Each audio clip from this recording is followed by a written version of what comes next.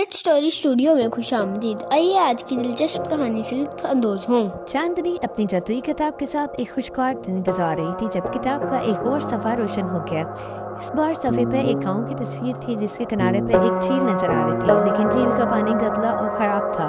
किताब में लिखा था ये झील कभी साफ शफाफ और ज़िंदगी से भरपूर थी, लेकिन अब इसका पानी जहर आलूद हो चुका है। यहाँ की मखलूक़ात मौत के दहाने पर हैं और गाँव के लोग मायूसी का शिकार हैं। क्या तुम इस झील को इसकी खूबसूरती और ज़िंदगी वापस दे सकती हो? चांदी ने सोचा कि ये मुहिम पिछली मुहिमों से ज़्यादा चैलेंजिंग होगी, लेकिन उसने दिल में अज़म किया कि वो इस मसले को हल करेगी। उसने सफ़े को छुआ और खुद को इस गांव के करीब पाया। चांदी ने गांव के बुजुर्ग से पूछा, ये झील इस हालत में कैसे पहुंची?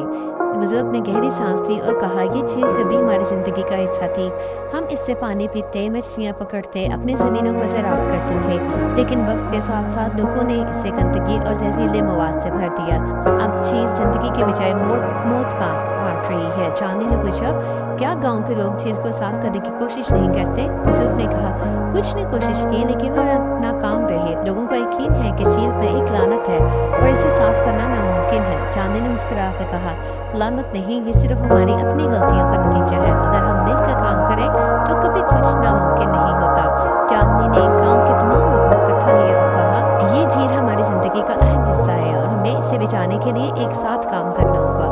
लोगों में से एक शख्स ने कहा, ये बहुत मुश्किल काम है, हमने पहले भी कोशिश की है, लेकिन ये झील साफ नहीं हो सकती। चांदी ने कहा, अगर हम मायूस हो जाएंगे तो कुछ भी मुमकिन नहीं होगा। हमें उम्मीद और अज़म के साथ आगे बढ़ना होगा। आइए मिलकर कोशिश करते हैं। चांदी ने गांव के लोगों को 3 ग्रोहों में तकसीम किया। एक ग्रोह झील के इर्द गिर्द से गंदगी जमा करने के लिए मुकर्रर हुआ। दूसरा ग्रोह पानी की सफाई के लिए मुख्तलिफ जड़ी बूटियों और कुदरती अनासर को तलाश करने निकला। और तीसरा ग्रोह झील के किनारे दरख्त लगाने के लिए तैयार हुआ ताकि पानी की कुदरती सफाई का अमल शुरू हो सके। चांदी ने खुद भी झील में उतर के इसके पानी का मुआयना किया। उसने महसूस किया कि झील के पानी में न सिर्फ गंदगी थी बल्कि जहरीले केमिकल भी शामिल थे। उसने अपनी जादुई किताब को खोला, एक सफ़ा तलाश किया जिसमें पानी को साफ करने के लिए जादुई तरकीब थी। इस तरकीब में कहा गया था कि झील को सिर्फ साफ करने के लिए कुदरती अनासर, मोहब्बत और इत्तेहाद की जरूरत है। जल्द ही गांव के लोग पूरी लगन से काम करने लगे। कुछ लोग झील के पानी में तैरते ही गंदगी को निकाल रहे थे, जबकि दूसरे लोग दरख्त लगा रहे थे। चांदी ने अपनी जादू से कुदरती अनासर को झील में शामिल किया, इससे पानी की सफाई का अमल शुरू हो गया। चंद दिनों की मुसलसल मेहनत के बाद झील के पानी में तब्दीली आना शुरू हुई। पानी का रंग साफ होने लगा और मछलियां दोबारा हरकत में आ गई।